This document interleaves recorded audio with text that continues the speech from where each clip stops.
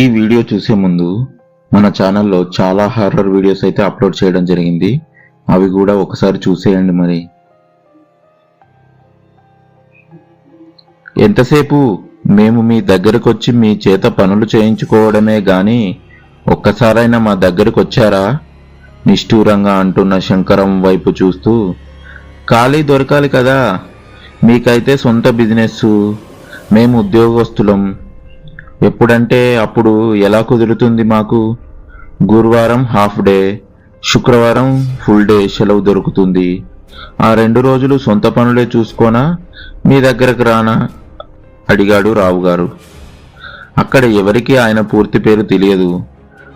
బెంకురావు అంటేనే తెలుస్తుంది. శంకరం అన్న దాంట్లో నిజం లేకపోలేదు. గత 2 సంవత్సరాలుగా అడుగుతూనే ఉన్నాడు తన ఊరికి ఒక్కసారి రమ్మని. ప్రయాణం పెట్టుకున్న ప్రతిసారి ఏదో అదృశ్య శక్తి ఆపుతున్నట్లుగా ఏదో ఒక ఆటంకం. ఇప్పటి వరకు ఎన్నిసార్లు అడిగాడో లెక్కే లేదు. బెంకురావు పనిచేసేది సౌదీలోని అల్ రాజీ బెంకులో. అబా రీజియన్లోని కమీస్ ముషాయత్ అనే ఊర్లో. శంకరం ఉండేది 200 కిలోమీటర్ల దూరంలోని తస్లీస్. కారులో నెమ్మదిగా వెడితే 2 గంటల ప్రయాణం, లేకపోతే 1.5 గంటలోనే వెళ్ళిపోవచ్చు. శంకరం అక్కడ లేడీస్ టైలర్. శంకర అనేది అంబాజీపేట, వాళ్ళది ఆసాదులు అంటారు. ఆసాదులంటే గ్రామదేవతల పూజారులన్నమాట. సంబరాలప్పుడు అమ్మవారి ఘటాన్ని నెత్తిన పెట్టుకుని నృత్యం చేస్తూ ఊరంతా ఊరేగి తర్వాత ఘటాన్ని దేవాలయంలో పెట్టేస్తారు. ప్రస్తుత ఆధునిక యుగంలో ప్రభుత్వాలు కుల వృత్తులను తుంగలో తొక్కి అస్మదీయులకు ఉద్యోగాలు కట్టబెడుతూ వంశపారంపర్యంగా వస్తున్న వాళ్ళని అక్కడ నుంచి తొలగించేయడం వలన కులవృత్తిని వదిలి టైలరింగ్ వృత్తిగా ఎంచుకున్నాడు శంకరం. శంకరం పెద్దగా చదువుకోలేదు, కానీ తన పనిలో మాత్రం అద్భుత కళాకారుడనే చెప్పాలి. నెల నెల ఇంటికి డబ్బు పంపే కామిష్ ముషాయత్లోని బెంకుకు వస్తుంటాడు. పైగా అతడికి దగ్గరలో ఉన్న బెంకు కూడా అదే. మరి కామిస్లో చాలా మంది తెలుగు వాళ్ళు ఉండేవారు. దాదాపు అందరూ తూర్పుగోదావరి జిల్లా వాళ్లే. గురువారం చీకటి పడితే చాలు రావుగారి ఇంట్లో సందడే సందడి. కమిస్లోనూ ఆ చుట్టుపక్కల ఉండే తెలుగు వాళ్ళంతా ఆయన ఇంటికి చేరిపోతారు. ఇంకా పెళ్లి భోజనాలతో సమానంగా వంటలు. అందరూ అక్కడే భోజనాలు కానిచ్చి అర్ధరాత్రి వరకు చతుర్ముఖ పారాయణాలు సాగించి మరునాడు సాయంకాలం వరకు కబుర్లతో కాలక్షేపాలు. ప్రతి గురు శుక్రవారాల్లో ఇదే పండుగ వాతావరణం ఉంటుంది అక్కడ. శంకరం వచ్చేది కూడా అప్పుడే. ఎవరెవరికి ఎంత సొమ్ముకు చెక్కులు కావాలో అప్లికేషన్ ఫారాల మీద రాయించి వాళ్ళ సంతకాలు చేయించి శనివారం నాడు అన్ని చెక్కులు రెడీ చేయించడం రావుగారి తంతు. చెక్కులు చేయించడమే కాదు, ఎవరి చెక్కు వాళ్ళ ఇంటికి రిజిస్టర్ పోస్ట్లో పంపే పని కూడా ఆయన చేసేవాడు. అందుకే ఆయనకి వాళ్ళంటే అంత అభిమానం. రావుగారు కమీస్లో ఉన్నంతకాలం బట్టలు కుట్టించుకోలేదంటే అతియోశక్తి కాదు. అలాగని బట్టలు లేకుండా తిరిగేవాడని అనుకునేరు. ఆయనకు వాళ్ళే నెలకి ఆదాము పక్షం 2 జతలైన కొత్త బట్టలు కుట్టి మరీ బహుమతిగా తెచ్చేవాళ్ళు. అక్కడే కొందరు కడపవాళ్ళు బంగారం పని చేసేవాళ్ళు. వాళ్ళైతే ఆయనకు సెలవు మీద ఇండియా వెళుతున్నాడంటే గొలుసులని, ఉంగరాలని, బ్రేస్లెట్ అని తెచ్చి ఇవ్వడం. ఆయన కూడా ఆంధ్ర వాళ్ళంటే మహా ప్రేమగా ఉండేవాడు లేండి. అలా 2 సంవత్సరాల పరిచయం శంకరానికి రావుగారికి. ఈ వారమైన వస్తారా, ఏదో వంక చెప్పి ఎగ్గొడతారా నిలదీసి అడుగుతున్నాడు శంకరం. మధ్యాహ్నం ఇంటికి వస్తావుగా, అప్పుడు మాట్లాడదాం. రేపు ఎటు సెలవే కదా, ఈ పాటికే మనం బెచ్చి అందరం వచ్చేసి ఉంటారు. ఇంటికి వెళ్ళు, నేను వచ్చేటప్పుడు అందరి చెక్కులు రిజిస్టర్ పోస్ట్లో పంపేసి ఇంటికి వచ్చేస్తాను. ఇంటి దగ్గర అమలాపురం నాగేశు, అప్పలపల్లి శీనుబాబు, ముమ్మిడారం కృష్ణ ఉంటారు. వెళ్ళి వంట చేయడంలో నువ్వు సాయం చెయ్యి చెప్పేసి బెంకు నుంచి కంప్యూటర్ సెంటర్కి వచ్చేశాడు. బెంకుకు సరైన పైన అంతస్తులో ఉంటుంది కంప్యూటర్ సెంటరు. అక్కడ చాలా మంది కృష్ణలు, శ్రీనులు ఉండడం వలన ఊరి పేరు కూడా కలిపి చెబితేనే గాని ఎవరన్నది సరిగా అర్థం కాదు. మరి కంప్యూటర్ సెంటర్లో ఉద్యోగం ఎలా ఉంటుందంటే పేరుకే సెలవే గాని ఎప్పుడు పిలిస్తే అప్పుడు వెళ్లాల్సిందే. ఎందుకంటే ఎప్పుడు ఎక్కడ ఏ ఏటీఎం పని చేయకపోయినా గంట లేక 2 గంటల్లో రిపేర్ చేసి ఆన్లైన్లో పెట్టాల్సిందే. ఇక్కడ లాగా రోజులు తరబడి this machine is out of server order అని అవుట్ ఆఫ్ సర్వీస్ అనో బోర్డులు తగిలించడం ఉండదు. బాధ్యతగా పనిచేయాలి, లేకపోతే పైనుండి శ్రీముఖాలు తప్పవు. అందుకే ఎవరికి ఖచ్చితంగా వస్తానని మాట ఇవ్వలేని పరిస్థితి. పోస్టాఫీసులో పని పూర్తి చేసుకొని ఇంటికి వెళ్లేసరికి గుమగుమలాడుతూ వంటలు సిద్ధంగా ఉన్నాయి. అసలే ఆకలి దంచేస్తుంది. పైగా అందరూ అతడి కోసమే ఎదురు చూస్తున్నారు. అప్పటికి ఇంకా శంకరం రాలేదు. బట్టలు మార్చుకొని భోజనానికి కూర్చుంటున్న 10 నిమిషాలకి తన షాపులోకి కావాల్సిన టైలరింగ్ సామాను కొనుక్కొని ఇంట్లోకి అడుగు పెట్టడం శంకరం. ఈడొకడు అందరాలు భోజనం సగం చేశాక, లేకపోతే దయ్యాలు తిరిగే వేళకో వస్తాడు భోజనానికి. శంకరాన్ని ఉద్దేశించి అన్నాడు కృష్ణ. అవును బాబు, మా బాధలు మీకేం తెలుస్తాయి? హ్యాపీగా కామీసులో ఉంటారు. ఏం కావాలన్నా నిమిషాల్లో వెళ్ళి తెచ్చుకుంటారు. మాకలా కాదు కదా. ఏదో మర్చిపోయినా మళ్ళీ వారానికి గాని రావడం కుదరదు. అందుకే అన్ని జాగ్రత్తగా జ్ఞాపకం తెచ్చుకోవాలి. మాట్లాడుతూ కాళ్ళు కడుక్కొని భోజనానికి కూర్చున్నాడు శంకరం. తమ్లీస్కి రమ్మని చాలా రోజుల నుంచి పాపం శంకరంను అడుగుతున్నాం, వెళ్దామా? ఫలానా వాళ్ళని చెప్పకుండా జనంకితంగా అడిగాడు రావుగారు. ఈడు అలాగే సప్పుతాడు. ఏముందిరా శంకరం అక్కడ చూడ్డానికి?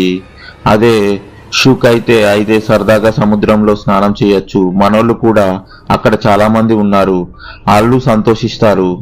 షూకైకు వెళ్దాం సార్. మురమల్ల సత్తిబాబు ఫైనల్ చేసేస్తాడు. ఒరే సత్తిగా, సంపెత్తారు రోయ్ నిన్ను. ఒప్పుకోక ఇవాళ సాయంత్రం వెళ్దామంటే ఒప్పుకున్నారు రావు గారు. నువ్వు మధ్యలో పుల్లలు పెట్టకు.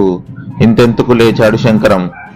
నాకు తెలిసే నీకు లిమోజిన్, అక్కడ ట్యాక్సీలను లిమోజిన్ అంటారు, డబ్బులు కలిసొస్తాయని తీసుకెళ్తావు కదా.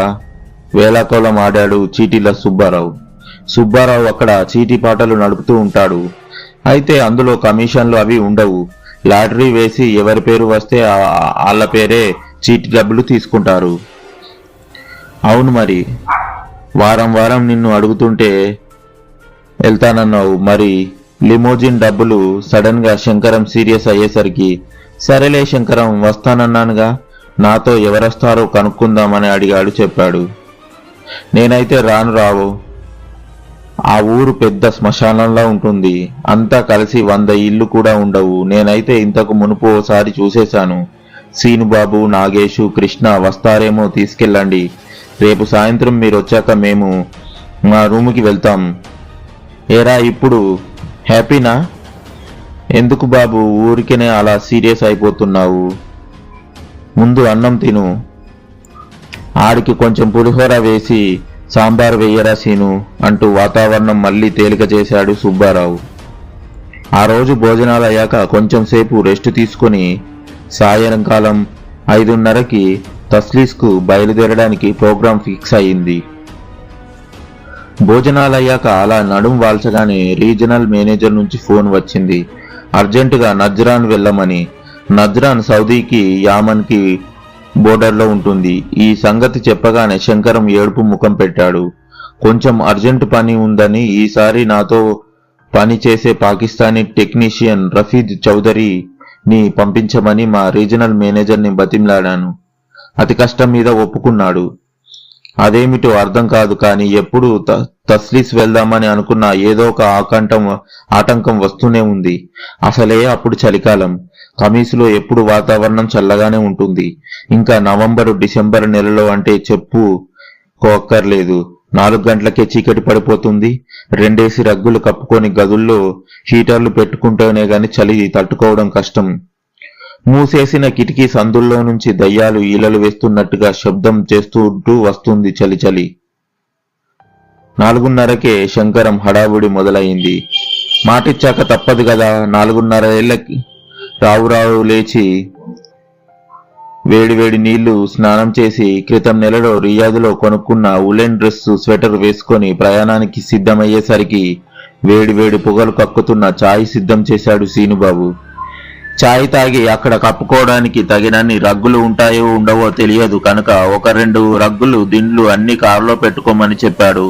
అవన్నీ తీసుకెళ్లిన కృష్ణ మళ్ళీ వాటిని తీసుకొచ్చాడు. నాకెందుకో మీరు అక్కడికి వెళ్ళిపోవడమే మంచిదనిపిస్తుంది రావుగారు అంటున్న కృష్ణతో. అదేం మళ్ళీ ఏమైంది అని అడిగాడు రావు. ఒకదాని తర్వాత ఒకటి అవంతరాలు వస్తూనే ఉన్నాయి రావుగారు, అందుకే వద్దంటున్నాను అన్నాడు. మళ్ళీ ఏ అవంతరం వచ్చిందో చెప్పవయ్యా నాయన కొంచెం విసుగ్గానే అడిగాడు రావుగారు. ఏం లేదు రావుగారు, కారు టైరు పంచర్ అయినట్లుంది, వెనకాల టైర్లో అస్సలు గాలే లేదు. ఆ మాత్రం దానికి అంత బిల్డప్ పనికి దేనికిరా, పద స్టెఫినీ ఉంటే 5 నిమిషాల్లో మార్చేద్దామని చెప్పాడు శంకరం. ఆ చలిగాలిలోనే బయటకు వెళ్లి ఒక పావుగంట తంటాలు పడి టైరు మార్చారు. మళ్ళీ రగ్గులు దిల్లో కాళ్ళు పెట్టుకునేందుకు వెడుతుంటే రగ్గు తలుకొని హాల్లో వెళ్లాడిదీసిన అద్దం కింద పడి బల్లున బద్దలైంది. ఎలాగైనా ప్రయాణం ఆపాలని ఈ పని నువ్వే చేశావు కదా, చెప్పరా కృష్ణ అంటున్న శంకరాన్ని జాలిగా చూశాడు రావుగారు. ఎందుకు శంకరం అంత ఉద్రేక పడతావు, ఏదో పొరపాటున తగిలి పగిలిందిలే, అయినా దానికి కృష్ణ ఏం అనలేదు కదా, నువ్వే ఏదో ఊహించుకొని బాధపడి మరిపోతున్నావు అంటున్నాడు రావుగారు. ఇంకెప్పుడు నా మీద పడి ఏడవడం తప్ప ఇంకో పనేముంటుంది అన్నాడు కృష్ణ. మొత్తానికి ఇద్దరికి సర్ది చెప్పి కారు స్టార్ట్ చేసేసరికి 7 గంటలైంది. కామిస్ శివార్లో రాగానే అక్కడ ఉన్న పంచర్ షాప్ లో డిక్కీలో ఉన్న టైర్కు పంచర్ వేయించుకొని మళ్లీ బయలుదేరారు. అప్పటికి సమయం 8 దాటింది. రియాద్కు వెళ్లే హైవే రోడ్డు మీద కారు పరుగులు తీస్తుంది. తస్లీఫ్ వెళ్లడానికి దారిలో ఎగ్జిట్ తీసుకోవాలి. అద్దాలు పైకి ఎత్తేసి హీటర్ ఆన్ చేసేసరికి బయట ఎంత చల్లగా ఉన్నా లోపల మాత్రం వెచ్చగా ఉంది. 4 ట్రక్ రోడ్ కావడము, కారు కూడా కొత్త టయోటా కారులా కావడంతో స్పీడు గంటకు 160 కిలోమీటర్ల పైనే పరుగులు తీస్తుంది. ఏదో తేడాగా అనిపించింది. కారు కొంచెం స్లో చేశాడు రావు. కారు స్లో అయ్యి పార్కింగ్ ట్రాక్ లోకి రావడం, పెద్ద శబ్దం చేస్తూ కారు ముందు టైరు పేలిపోవడం ఒకేసారి జరిగింది. కారు స్లోగా నడుస్తుండడం వల్ల వాళ్ళు బతికిపోయారు. అదే హై స్పీడ్ బ్రేక్ ట్రక్ లో గంటకు 160 కిలోమీటర్ల స్పీడ్ లో ఉన్నప్పుడు జరుగుంటే ఎవరూ ప్రాణాలతో మిగలకపోదురు. అందుకే డ్రైవింగ్ చేసేటప్పుడు జాగ్రత్త చేయండి. మళ్ళీ కిందకు దిగి పగిలిపోయిన టైర్ స్థానంలో అంతకు మునుపు పంచర్ వేయించిన టైరు మార్చుకొని మళ్లీ బయలుదేరారు. ఈసారి ఎందుకైనా మంచిదని తక్కువ స్పీడ్లోనే డ్రైవింగ్ చేస్తున్నాడు. దాదాపు 10 కిలోమీటర్ల దూరం వెళ్ళాక కనిపించిన పెట్రోల్ బంక్ దగ్గర కొత్త టైర్ కొని బండిలో పెట్రోల్ కొట్టించుకొని ముందుకు సాగుతున్నారు. కారులో ఎవరు ఏమీ మాట్లాడడం లేదు. ఆ నిశ్శబ్దాన్ని ఛేదిస్తూ సీడీ ప్లేయర్ ఆన్ చేశాడు నాగేష్. అది యాదృచ్ఛికంగా లేక కావాలని జరిగిందో తెలియదు గాని లతా మంగేష్కర్ పాట 1962లో విడుదలైన 20 సాల్ బాద్ లోది కహీ దీప్ జల్ కహీ దిల్ మంద్రస్థాయిలో వినిపిస్తుంటే అందరి ముఖాల్లోనూ ఒక రకమైన భయంతో కూడిన ఆశ్చర్యం. పాట పూర్తవుతూనే నీ అబ్బా ఒరేయ్, ఇంతకన్నా మంచి పాటలు నీకు దొరకలేదేంట్రా నాగేశు, ముందు సీడు మార్చేయి, వేరేది పెట్టు, వెనకాల నుంచి అరిచాడు అప్పలాన్ పల్లి సీనుబాబు. సీడీ తీసేందుకు ఎగ్జెక్ట్ బటన్ నొక్కినా సీడీ బయటకు రాకుండా స్ట్రక్ అయిపోయింది. కొత్త కారు, కొత్త సీడీ ప్లేయర్, ఎలా ఎందుకవుతుందనుకుంటూ ఒకసారి ఆఫ్ చేసి మళ్ళీ ఆన్ చేసేసరికి సీడీ బయటకు వచ్చింది. సీడీ బయటకు రావడంతో ఇంజన్ దగ్గర నుంచి సర్సర్మని శబ్దం, తర్వాత కీచుమనే ధ్వని రావడంతో కారు పక్కకు ఆపి బయట్ని తెరిచాడు రావు. చూశాడు, రేడియేటర్ పిన్ బెల్ట్ తెగిపోయింది. అదృష్టం కొద్దీ ఇంకో స్పేర్ బెల్ట్ ఉంది కాబట్టి సరిపోయింది. శ్రీను వెనకాల డిక్కీలో ఫెన్ బెల్ట్ ఉంటుంది, కొంచెం తీసి ఇవ్వమ్మా అని అడిగాడు రావు గారు. కారు తెరిచిన సీనుబాబు ఒకే ఒక అంగతో ముందు వచ్చేశాడు. బెల్ట్ ఏది అడిగాడు రావు గారు. వెనకాల డిక్కీలో అంటూ చెయ్యి డిక్కీ వైపు చూపిస్తూ గజగజ వణికిపోతున్నాడు సీనుబాబు. అంత చలిలో కూడా సీనుబాబుకి చెమట్లు వస్తున్నాయి. చూడకూడని దాన్ని నేను చూసినట్లు కళ్ళు బెదురు చూపులు చూస్తున్నాయి. ఏమైందయ్యా డిక్కీలో, అంత కంగారు పడుతున్నావెందుకు అంటూ నాగేష్ని వెంటబెట్టుకొని కారు వెనకాలకు వెళ్ళాడు రావుగారు. అక్కడే ఉన్న పెన్ బెల్ట్ తీసుకొని అక్కడి నుంచి ఇలా రాశీను చూపించు, నీకు ఇక్కడ ఏం కనబడిందో అనేసరికి భయంగా వెనక్కి వెళ్ళాడు సీనుబాబు. సీనుబాబుతో పాటు కృష్ణ, శంకరం కూడా వెనక్కి వెళ్లారు. డిక్కీలో ఒక మూల మసిపోసి మరకలతో మురికిగా అయిపోయిన ఫ్లష్ చేసి దూది లాంటి పీచుతో స్టఫ్ చేసిన కుక్క బొమ్మని చూపించాడు సీనుబాబు. అది చూసి రావుగారు పెద్దగా నవ్వేస్తూ, అదా మొన్న మా పిల్లలు వచ్చినప్పుడు షుషైకు సముద్రం స్థానాలకు తీసుకెళ్లాను. అప్పుడు వాళ్లతో తెచ్చుకున్న బొమ్మ నీళ్లతో తడిసి మురికైపోయి డిక్కీలో పారేశాను. అప్పటి నుంచి అది అక్కడే ఉండిపోయింది. ఒక్కసారి వాషింగ్ మిషన్లో వేస్తే మురికిపోతుంది. వాటికి చాలా ఇష్టమైన బొమ్మ. ఈసారి ఇండియా వచ్చేటప్పుడు మర్చిపోకుండా దానిని తెమ్మని చెప్పారు పిల్లలు. నేను డిక్కీలో నుండి తీయడం మర్చిపోయాను. దానికే ఇంత కంగారు పెట్టాలా సీను? ఈడంతేనండి బాబు. ఈడి చేష్టలకు బీపీ లేనోడికి కూడా బీపీ వచ్చేత్తది. ఈడు పెట్టే భయానికి గుండాగిపోయినా ఆగిపోద్ది నవ్వుతూ అన్నాడు నాగేష్.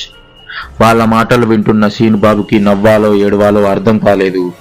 ఆ కుక్క బొమ్మను తాను చూసినప్పుడు దాని కళ్ళు ఆకుపచ్చగా వెలిగాయని, అది కళ్ళార్పుతూ తనకేసి చూసి చిన్నగా తోకాడించిందని చెబితే తనేదో కథలు చెబుతున్నాడని అంటారు.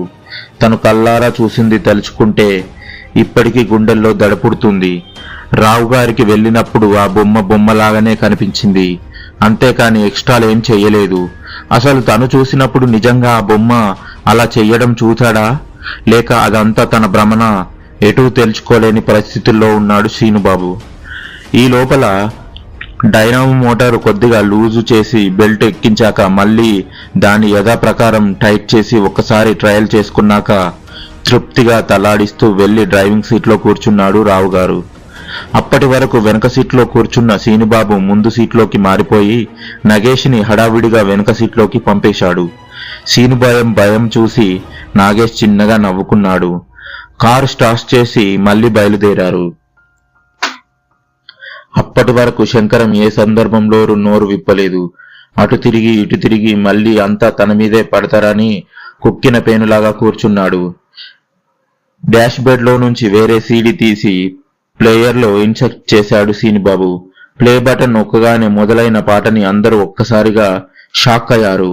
అది 1965వ సంవత్సరంలో విడుదలైన అక్కినేని నాగేశ్వరరావు హీరోగా, భానుమతి, కృష్ణకుమారి హీరోయిన్లుగా నటించిన అంతస్తులు సినిమాలోని పి. సుశీల పాట పాడిన నిన్ను వీడని నీడను నేనే, కలలో మెదిలే కథ నేనే, నూను లేత పువ్వునై విరసి సుశీలమ్మ గలంతో ప్రాణం పోసుకున్న పాట అది.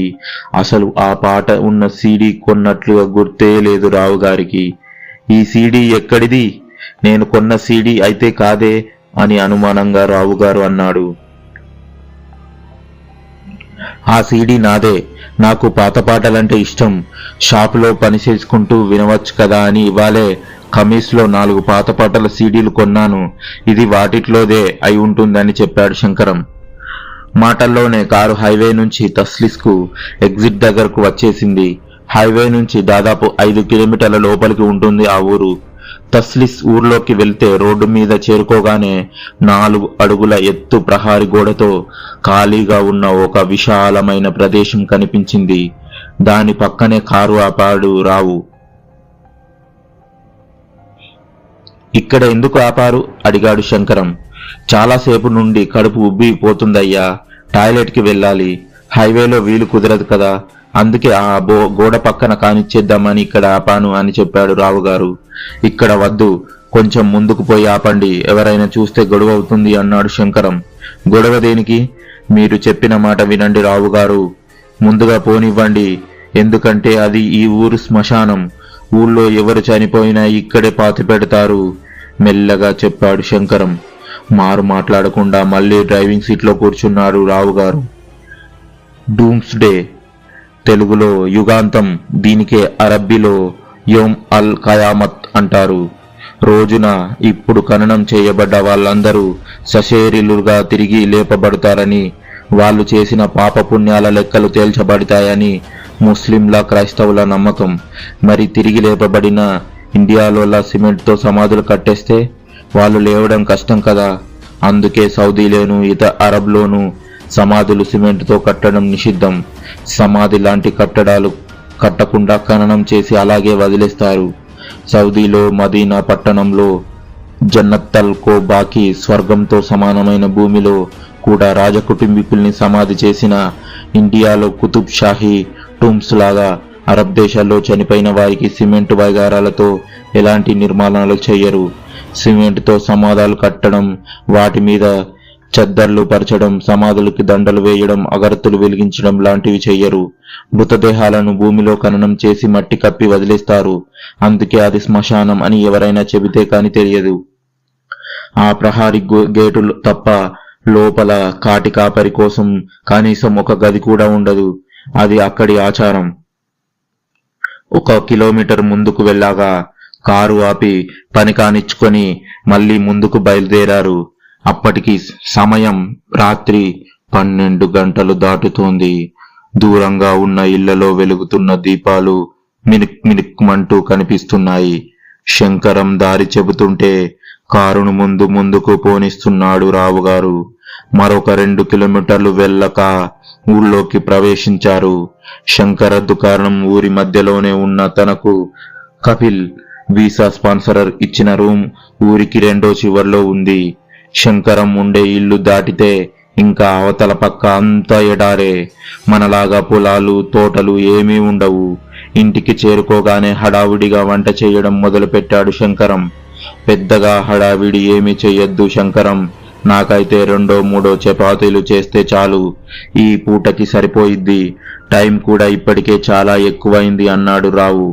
మిగిలిన వాళ్ళు కూడా రావు మాటనే సమర్థిస్తూ వాళ్ళకి కూడా సింపుల్ గా చపాతీలు పెడితే చాలదనుకున్నారు. చపాతీలు ఆలు మసాలా కూరతో ఆ పూటకి భోజన కార్యక్రమం పూర్తయింది. శంకరం ఉండే ఇంటికి ప్రహారీ గోడ లేదు. ఆ ఇల్లు కొంచెం దూరంగా విసిరినట్టుగా ఉంటుంది. ఇంటికి కొద్ది దూరంలో ఎప్పటిదో పాడైపోయిన పెట్రోల్ ట్యాంకర్ తాలూకా ట్యాంకర్ భాగం పడుంది. దాని పక్కనే బాత్రూమ్ కంట్రే లేట్రిన్ ఉంది. బయట వాళ్ళు కూడా వాడేస్తారేమో అని దానికి ఎప్పుడు తాళం వేసి ఉంచుతాడు శంకరం. ఆ సంగతి భోజనాలకు ముందు చెప్పాడు. ఓ రాత్రి వేళ లఘు శంకకు వస్తే మళ్ళీ శంకరాన్ని ఆ తాళం చెవి కోసం లేపడం దేనికనే అక్కడ పక్కన ఉన్న ఖాళీ స్థలంలో పని కానిద్దాం అని అనుకొని రావుగారు తలుపు తీసుకొని బయటకు అడుగు పెట్టాడు. బయట ఆకాశం నుంచి ముగ్గు వలక పోస్తున్నట్లుగా తెల్లగా మెరిసిపోతుంది వెన్నెల. ఫూల్లో డ్రెస్ మీద స్వెటర్ వేసుకొని దాని మీద దుప్పటి కప్పుకొని ఇంకా చలిగా వణుకుతూనే ఉంది. బయట గడ్డ కట్టుకుపోయిన నిశ్శబ్దం. దూరం నుంచి కీచురాయి శబ్దం లీలగా వినిపిస్తుంది. తలుపులు దగ్గరికి వేసి టాయిలెట్ వైపుగా 4 అడుగులు వేసి ఎదురుగా చూస్తే పాడైపోయిన పెట్రోల్ ట్యాంకర్ని ఆనుకొని ఎవరో ఉన్నట్లుగా అనిపించింది. ఎవరో మన వాళ్ళే అయి ఉంటారులే అనుకొని రావుగారు మరో 4 అడుగులు ముందుకు వేయగానే ఆ ఆకారం స్పష్టంగా కనిపించింది. తన ఎదురుగా ఉన్న ఆమె ఎంతో అందంగా ఉందంటే వెన్నెల కూడా ఆమె వంటి ఛాయ ముందు బలాదూరే. తేనె, పాలు, గులాబీ రేకులు, కొంత బంగారం కలిపి కరిగిచ్చి పోత పోస్తే ఎలా ఉంటుందో అలా ఉందామె. ఎవరో పెద్దింటి అమ్మాయి అయి ఉంటుంది అనుకున్నాడు. పైగా ఆమె పెళ్లి దుస్తుల్లో ఉంది. ఇష్టం లేని పెళ్లి చేస్తుంటే పారిపోయి వచ్చిందేమో అనుకున్నాడు. ఇదంతా కేవలం 2-3 నిమిషాల్లో రావుగారి మనసులో మెదిలిన ఆలోచనలే. సౌదీ నియమాల ప్రకారం సౌదీ స్త్రీలను బురకా లేకుండా ఎవరూ చూడకూడదు. అక్కడ బురకా అభయ అంటారు. అది కాక ముఖానికి నకాబ్ అని కట్టుకుంటారు. అది కట్టుకుంటే కళ్ళు తప్ప ఇంకా మిగిలిన ముఖం కనిపించదు. కానీ ఈమె చూస్తే అభయ వేసుకోలేదు, నకాబు కూడా కట్టుకోలేదు. ఎవరైనా చూస్తే లేనిపోని తలనొప్పి ఎందుకులే అనుకొని వెనక్కి రాబోతున్న రావుగారిని ఆమె దగ్గరకు రమ్మట్లంటుగా చేతితో సైగ చేసి పిలుస్తోంది. అప్పుడు చూశాడు ఆమె కళ్ళని. ఎంత అందంగా ఉన్నాయంటే పాల సముద్రం మధ్యలో ఈదుతున్న చేప పిల్లల్లా ఉన్నాయి. తలపై మెలి ముసుగు ఉన్నప్పటికీ ఆమె బంగారు వర్ణపు కేశాలు చూపు తిప్పుకోనివ్వట్లేదు. ఇంకా సందిగ్ధంలోనే ఉన్నారు రావుగారు. అనవసరపు చిక్కులో ఇరుక్కోవడం దేనికని తిరిగి వెనక్కి తిరగగానే వెనక అతి సమీపం నుంచి తాల్ తాల్ తాల్ అని మంత్ర స్థాయిలో ఆమెను పిలవడం వినిపించింది. తాల్ అంటే అరబ్బీలో రమ్మని. రా రా రా అని పిలుస్తున్న ఆమె గొంతు మామూలు మనుషుల గొంతులా కాక ఏదో వీణ వాయిస్తున్నట్లు లేక వయలినో వాయిస్తున్నట్లు వినిపిస్తుంది ఆమెకి. ఆమె వంటి మీద ఉన్న బంగారం దాదాపు 1-2 కిలోలు ఉండొచ్చు అనుకున్నాడు రావుగారు. ఖచ్చితంగా ఈ అమ్మాయి పెళ్లి ఇష్టం లేక పెళ్లి రోజునే పారిపోయి వచ్చింది అనుకున్నాడు. అయినా ఆ గొంతేమిటి అలా ఉంది అనుకుంటుండగానే ఆమె చేతులు చాచి రమ్మన్నట్లుగా తల ఊపుతూ సైగలు చేస్తుంది. సాధారణంగా సౌదీలో, అసలు సౌదీ అనే కాదు, ఇస్లాం మతంలోని ఆచార వ్యవహారాల ప్రకారం పెళ్లి అయి శోభనం గదిలోకి వెళ్లేంత వరకు పెళ్లి కొడుకు పెళ్లి కూతుర్ని గాని పెళ్లి కూతురు పెళ్లి కొడుకుని గాని చూసేందుకు ఉండదు. అది కాక సౌదీలో తన ఆఫీసులో పనిచేసే వాళ్ళని 1-2 పెళ్లిళ్లకు వెళ్లడం వలన మరికొన్ని విషయాలు తెలుసు రావుగారికి. సంబంధం కుదిరాక పెళ్లి రోజు వరకు పెళ్లి కూతురు గడప దాటకూడదు, బయటకు వెళ్లకూడదు. పెళ్లి రోజున ఇక్కడ మనలా బాజాలు భజింత్రులు ఏమీ ఉండవు. పెళ్లి కొడుకు తరపు వారు పెళ్లి కొడుకును ఒంటె మీద తీసుకుని వస్తారు. ఈ రోజుల్లో అక్కడ కూడా కారులోనే వస్తున్నారనుకోండి. ఇక్కడ పెళ్లి కొడుకు తరపు వారికి పెళ్లి కూతురు తండ్రి మీద విందు భోజనం ఏర్పాటు చేస్తాడు. అన్నాన్ని అక్కడ మందిరూస్ అంటారు. పెద్ద రాశిగా పోసి దాని చుట్టూ కూర్చొని భోజనాలు చేస్తారు. పళ్ళలో ఖర్జూరపు పళ్ళు, యాపిళ్లు, బత్తాయిలు లాంటి అనేక రకాల పళ్ళను కూడా పెడతారు అన్నం తినని వాళ్ళ కోసం. మరోపక్క సీసా ఏర్పాటు చేస్తారు. సీసా అంటే ఏమిటో అనుకోరేరు. సీసా అంటే అరబ్బీలో హుక్కాతో పాటు గవా కూడా ఏర్పాటు చేస్తారు. గవా అంటే పచ్చి కాఫీ గింజలను మెత్తగా పౌడరు చేసి దానిలో యాలుకలు, లవంగాలు పొడిని కూడా కలిపి బాగా మరగబెడతారు. దానిని కూజాలలో ఉండే కాఫీ పాట్, దాన్నే అరబ్బీలో దల్లా అంటారు. ఆ మరిగిన డికాషన్ ని దానిలో పోసి అసలు పొట్టు లేకుండా బాగా శుభ్రపరిచిన కొబ్బరి పీచును దాని మూతికి అడ్డుగా ఉంచుతారు ఫిల్టరింగ్ కోసం. గవాలో అసలు షుగరు ఉపయోగించరు. ఆ పీచు లాంటి ఫిల్టర్ అయి వచ్చిన గవాను ఫింజన్, అరబ్ దేశాల్లో కాఫీ తాగే కప్పును ఫింజన్ అంటారు. ఈ ఫింగాని కప్పును మీద నగిషి చెక్కబడి ఉంటుంది. దానిలో పోసుకొని తాగుతూ ఖర్జూపు పళ్ళను నంజుకొని తింటారు. మధ్య మధ్యలో హుక్కాను పిలుస్తూ ఎంజాయ్ చేస్తారు. ఈ హుక్కాలు, గావాలు తాగి భోజనాలు అయ్యేసరికి 2-3 గంటలు పడుతుంది. అంతసేపు పెళ్లి కూతురు తరపు ఆడవాళ్లు, పెళ్లి కొడుకు తరపు ఆడవాళ్లు పెళ్లి కూతురు ఇంట్లో పెళ్లి కూతురును మధ్యలో కూర్చోబెట్టి పాటలు పాడుతూ నృత్యాలు చేస్తారు. ఒక్కొక్కసారి ఈ నృత్యాలు చేయడం కోసం మిస్రీ స్త్రీలను, ఈజిప్షియన్ స్త్రీలను రప్పిస్తారు. మగవాళ్లు భోజనాలు అయిన తర్వాత ఆ ప్లేట్లను అలాగే పెళ్లి కూతురు ఇంట్లో తీసుకొని వెళ్లి వాటిలోనే అక్కడ ఆడవాళ్లు భోజనం చేస్తారు. ఇక్కడ ఎంగిలి అనే భావం ఎక్కడ కనిపించదు. భోజనాల అనంతరం కాజీ పెళ్లి తంతును నిర్వహిస్తాడు. అమ్మాయి పెళ్లి కొడుకు కుమారుడు ఇచ్చే హక్ మెహర్ను అంగీకరించి కాబుల్ అంగీకరిస్తున్నానని 3 సార్లు చెప్పగానే పెళ్లి అయిపోయినట్లే. మగ పెళ్లివారి తరపున, ఆడపెళ్లివారి తరపున వచ్చిన వాళ్ళ దగ్గర ఉన్న తుపాకులను, పిస్తోలను ఆకాశంలో కాల్చి ఆనందాన్ని వ్యక్తం చేసి సంతోషపడతారు. పెళ్లి కాగానే పెళ్లి కుమార్తెను వరుడును తన ఇంటికి తీసుకొని వెళ్లిపోతాడు. ఇది సౌదీలో జరిగే పెళ్లి వ్యవహారం. ఇప్పుడు ఇక్కడ రావుగారి ఎదురుగా ఉన్న అందాల రాశికి బహుశా ఎవరైనా ముసలివాడినిచ్చి పెళ్లి చేస్తారన్నారేమో అని, అందుకే అందరి కళ్ళు గప్పి పారిపోయి వచ్చేసి ఉంటుంది. అయినా అలా జరగడానికి వీలు లేదే అని ఆలోచనలో పడ్డాడు రావుగారు. అంతలో హఠాత్తుగా తల్ యా హబీబీ తల్ మహీ వక్త్ మా అనా ఎల్లా తల్ సురా, రా ప్రియా, నాకు ఎక్కువ సమయం లేదు, పదా రా తొందరగా అన్న ఆమె మాటల్లో ఇంతకు మునుపు ఉన్న లాలిత్యం లేదు. గొంతుక పూడుకుపోతున్నట్టుగా గట్టిగా మాట్లాడేందుకు ప్రయత్నం చేస్తూ ఎలా ఉంటుందో అలా ఉంది. రావుగారు తెగించి ఒక అడుగు ముందుకు వేశారు. ఇలా చేయడం తప్పు. మనని ఎవరైనా చూస్తే నీకు ప్రమాదం, నాకు ప్రమాదం అని చెప్పేందుకు ఆమెను సమీపిస్తుంటే ఆమె అంతకంతకు వెనక్కి వెళ్ళిపోతుంది.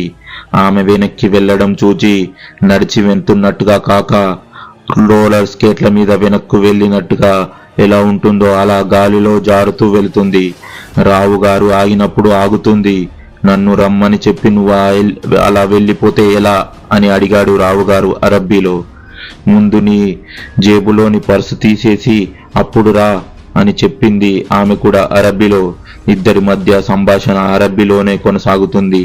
తెల్లారి లేచిన దగ్గర నుంచి డ్యూటీ ముగిసి ఇంటికి వెళ్లే వరకు సౌదీ వాళ్లతోటే మాట్లాడాలి కనుక అరబ్బీ రావు గారికి బాగానే వంట పట్టింది. ఎందుకలా ఆమెను సీరియస్ గా చూస్తూ అడిగాడు రావుగారు. అందులో నిన్ను నా దగ్గరకు రానివ్వకుండా చేస్తున్నది ఒకటి ఉంది, అందుకే ఆ పర్సు తీసేసి రా మళ్ళీ అదే మాట చెప్పింది. ఇంతలో వెనుక నుంచి శంకరం మాట వినిపించింది. వెనక్కి తిరిగి చూస్తే శంకరం వస్తూ కనిపించాడు. ఇంత చలిలో బయటెందుకు వచ్చారు రావుగారు అని అడిగాడు శంకరం. టాయిలెట్ కి వెళదామని వచ్చాను. ఇంతలో ఈ అమ్మాయి కనిపిస్తే మాట్లాడుతున్నానని చెప్పాడు రావుగారు. ఏ అమ్మాయి అని అడిగాడు శంకరం. ఈమె అంటూ వెనక్కి తిరిగేసరికి అక్కడ ఎవరూ కనిపించలేదు. బహుశా శంకరాన్ని చూసి భయపడి దాక్కుందేమో అనుకొని నువ్వు వెళ్ళు శంకరం, నేను వస్తానుగా అంటున్నాడు రావుగారితో. ఎందుకు చెబుతున్నానో వినండి, ముందు లోపలికి రండి అంటున్నా వినకుండా అడుగు ముందుకు వేశారు రావు. ఇంకా రావు గారిని ఆపడం తనకు సాధ్యం కాని పని అని అనుకున్నాడో ఏమో మరి. దానితో ఏం చేయాలో దిక్కుతోచని శంకరం వెనక్కి తిరిగి రూంలోకి పరుగు తీశాడు, సహాయం కోసం మిగిలిన వాళ్ళను కూడా లేపడానికి. ఆమె బహుశా ఆ ట్యాంకర్ వెనక్కి వెళ్ళిందనుకొని ఉంటుందేమో అని అటువైపుగా అడుగులు వేస్తున్న రావుకి వెనక నుంచి ఆమె గొంతు కొంచెం కర్కశంగానే వినిపించింది. లేష్ అంతా సౌవి దౌకీర్ కతీర్ ఎల్లా తాల్యా హబీబీ, ఎందుకలా ఆలస్యం చేస్తున్నావు, లే రా నా ప్రియా అని వెనక్కి తిరిగి రావుగారు తన కళ్ళ తాను నమ్మలేకపోతున్నాడు. అప్పటి వరకు పెళ్లి కూతురుగా మెరిసిపోతున్న ఆమె నుదుటి మీద కన్నం, అందులో నుంచి స్రవిస్తున్న రక్తం ఆమె శరీరాన్ని తడిపేస్తుంటే ఆమె ఆశ్చర్యకరంగా చూస్తూ ఉండిపోయాడు.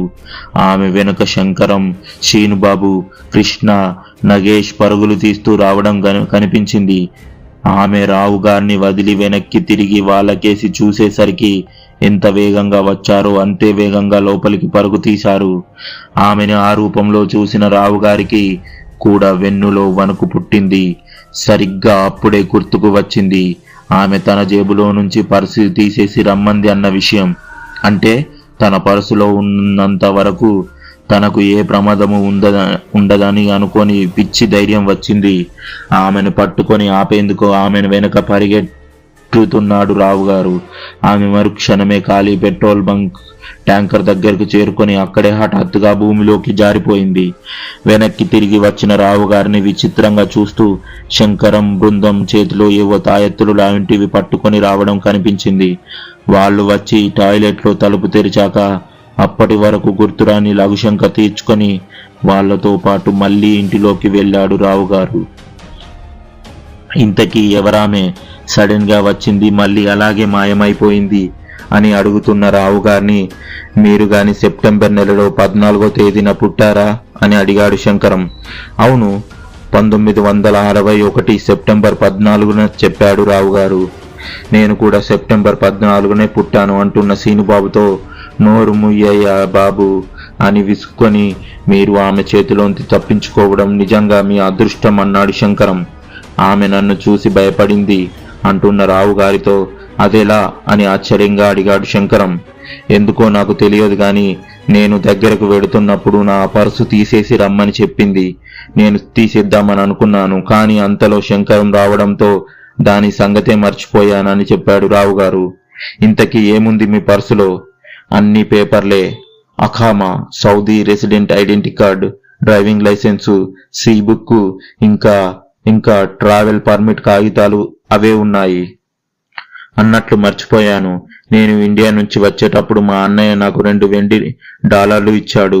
అందులో ఒకటి అయ్యప్ప పడి పూజ అప్పుడు గణపతి హోమంలో వేసిన అయ్యప్ప బొమ్మ ఉన్న డాలరు, ఇంకోటి హనుమాన్ బొమ్మ ఉన్న డాలరు. వాటితో పాటు కాకినాడ పెద్ద మసీదు దగ్గర సాయిబు గారు ఇచ్చిన తాయెత్తు కూడా ఉంది అని చెప్పాడు రావు గారు. అవే ఇవాళ మీ ప్రాణాలు కాపాడాయని చెప్పాడు శంకరం. మరి సెప్టెంబర్ 14 కథ ఏమిటి అని అడిగాడు రావుగారు. అదో పెద్ద స్టోరీ లేండి, రేపు చెప్తాను అంటున్న శంకరంతో ఇంకా రేమిటేమిటోని పుణ్యం రావుగారు పుణ్యమా అని నిద్ర ఎప్పుడో ఎగిరిపోయింది. దాని తోడుగా రావుగారు గాల్లో ఎవరితోనో మాట్లాడడం గట్రా చూసేసరికి పై ప్రాణాలు పైనే పోయా అంటున్న నగేష్తో, గాల్లో మాట్లాడడం ఏంట్రా బాబు, నెత్తి మీద నుంచి రక్తాలాడుతున్న ఆడమనిషి నీకు కనిపించలేదా అని అడిగాడు శ్రీనుబాబు. అవునోరా, నువ్వు కూడా అదే రోజున పుట్టానన్నావు కదా, నీకు కనిపించే ఉంటుంది అన్నాడు శంకరం. ఇంతకీ నసపెట్టకుండా సంగతేంటో చెప్పు శంకరం అన్నాడు రావుగారు. చేతిలో ఉన్న తాయెత్తు బిగించి పట్టుకొని చెప్పడం మొదలుపెట్టాడు శంకరం. అప్పటి వరకు వీళ్ళ మాటలు వింటూనే వేడివేడిగా ఛాయ్ పెట్టిన కృష్ణ అందరికీ ఛాయ్ కప్పులు అందించి తను కూడా వచ్చి మధ్యలో కూర్చొని కొంచెం ఆసక్తిగా వినడం మొదలుపెట్టాడు. శంకరం మధ్యలో కూర్చొని చెప్పడం మొదలుపెట్టాడు. దాదాపు 20 సంవత్సరాల క్రితం జరిగిన యథార్థ సంఘటన ఇది. మా కఫీల్ వీసా స్పాన్సరర్కి ఒక కొడుకు కూతురు ఉండేవారు. కొడుకు బాగా చదువుకొని పెద్ద ఉద్యోగం వచ్చి రియాద్కి వెళ్ళిపోయాడు. మా కఫీల్ కూతురు ఎంతో అందగత్తె అంట. ఆమెకు ఒక రీజియన్ గవర్నర్తో కొడుకుతో పెళ్లి నిశ్చయమయ్యింది. ఊరంతా పండగ సందడే. మా కఫీల్కి తన కూతురంటే వల్ల మల్లిన ప్రేమ. పెళ్లి రోజున పెద్ద ఎత్తున భోజనాలు ఏర్పాటు చేశారు. వివాహం సమయం దగ్గర పడింది. పెళ్లి కూతురును అలంకరించి మేడ మీద కూర్చోపెట్టారు. మేడ మీద ఆమె గదిలో నుంచి కిందకు జరుగుతున్న పెళ్లి హడావిడి అంతా ఆమె చూస్తుంది. పెళ్లి కుమార్తె తరపు వారు పెళ్లి కుమారుడి తరపు వారు పోటాపోటీల మీద గాల్లో తుపాకులు కాస్తున్నారు. తుపాకుల శబ్దం హోరెత్తిపోతుంది. సరిగ్గా అప్పుడే అనుకోకుండా ఎవరు తుపాకీ నుండి దూసుకొని వచ్చిందో తెలియదు గాని ఒక గుండు కిటికీ దగ్గర ఉన్న పెళ్లి కుమార్తె నుదుటిలో నుంచి దూసుకుపోయి నుదుటి మీద బొట్టు పెట్టినట్లుగా కనిపించిందంట. ఆమె అక్కడికక్కడే కుప్ప కూలిపోయింది. ఆ క్షణాల్లో జరిగిన అనార్థం అందరికీ తెలిసిపోయింది. అప్పటి వరకు సంతోష సంబరాల్లో ఉన్న వాళ్ళంతా ఒక్కసారిగా విషాదంలో కూరుకుపోయారు. మా కాఫీలనైతే ఎవరికీ పట్టశక్యం కాలేదంట. అందరూ శోక సముద్రంలో ముగినిపోయారు. తెల్లవారకు ముందే మొగవలసిన పెళ్లి తిరుగు ప్రయాణమై వెళ్ళిపోయారు. కూతురి మీద ప్రేమను చంపుకోలేక ఇక్కడే తన ఇంటికి దగ్గరలో ఆ పెట్రోల్ ట్యాంకులో ఉన్న చోటనే ఆమె శరీరాన్ని పాతిపెట్టారంట. ఆమె ఎవరికి ఎప్పుడు కనిపించదు, కానీ సెప్టెంబర్ 14న పుట్టిన వాళ్ళు ఎవరైనా ఉంటే వాళ్ళకే కనపడుతుందంట. ఆమె పిలిచినప్పుడు ఎవరైనా ఆమె అందం మీద ఆశపడి దగ్గరికి చేరితే పొద్దుకల్లా వారు శమమై కనిపిస్తారంట. శంకరం చెప్తుంటే రావుగారికి కాళ్ళు చేతులు చల్లబడిపోయాయి. నాకు కూడా కారుడిక్కిలో ఉన్న కుక్కపిల్ల ఆకుపచ్చటి కళ్ళను ఆర్పుతూ తన తోకను ఆడించు స్పష్టంగా కనిపించింది. మీతో చెప్పినా మీరు నమ్మరు కదా, సరికదా ఎగతాళి చేస్తారని చెప్పలేదు అన్నాడు శ్రీనుబాబు. అప్పటికి కొద్దిగా తెల్లారిపోతుంది. తూర్పు వెళ్లిన రేఖలు విచ్చుకుంటున్నాయి. అందరూ ముఖాలు కడుక్కొని మరోసారి ఛాయీలు తాగారు. ఎందుకో రావు గారికి అక్కడ ఎక్కువసేపు ఉండాలనిపించలేదు. మధ్యాహ్నం భోజనాలు అవుతూనే సామాను మళ్లీ కారులో ఎక్కించేశారు. ఇంకా వెళ్ళొస్తాం శంకరం అని సెలవు తీసుకొని బయలుదేరారు. డిక్కీని తెరిచి అందులో ఉన్న కుక్క పిల్లను బొమ్మను ఆ పెట్రోల్ ట్యాంకర్లో పడేలా విసిరేసి కామిస్ వైపు బయలుదేరారు. అలా కుక్క బొమ్మను విసిరేసినప్పుడు దాని బాడీ వెచ్చగా బరువెక్కడం అది తన వైపు దీనంగా చూస్తూ దాని తోకను కదిలించడం, కింద పడినప్పుడు మెడ తిప్పి తననే చూసిందనే సంగతులు రావుగారు ఎవ్వరికీ చెప్పలేదు. అప్పటికే విపరీతమైన జ్వరంతో రావుగారి పళ్ళు కాలిపోతూ కమీస్ వైపు వేడుతుండడం చేపు ఎవరూ మాట్లాడలేదు. సీడీ ప్లేయర్లో మల్లాది వారి హరిశ్చంద్ర నాటకంలోని గుర్రం జాషువా కవి రచించిన పద్యాలు ఎన్నో ఏండ్ల గతించిపోయినవి. కాని ఈ శ్మశానం స్టలిన్ కన్నుల్లోంచిన మంద బగ్గెలుంచిన లేచిరాడా అంటూ మంద్రస్థాయిలో వినిపిస్తుంటే మనసంతా బరుకుపోతుంది. ఈ సంఘటన జరిగి దశాబ్దాలు గడుస్తున్నా ఇంకా ఆ జ్ఞాపకాలు రావుగారి స్మృతిలో మిగిలిపోయాయి, ఇప్పటికీ తొలగిపోలేదు. దీనికి రెండో పార్ట్ కావాలంటే లైక్ చేసి మరిన్ని వీడియోల కోసం మన ఛానల్ని సబ్స్క్రైబ్ చేయండి. సీజన్ 2 కోసం వెయిట్ చేస్తుండండి. Thank you for watching our videos.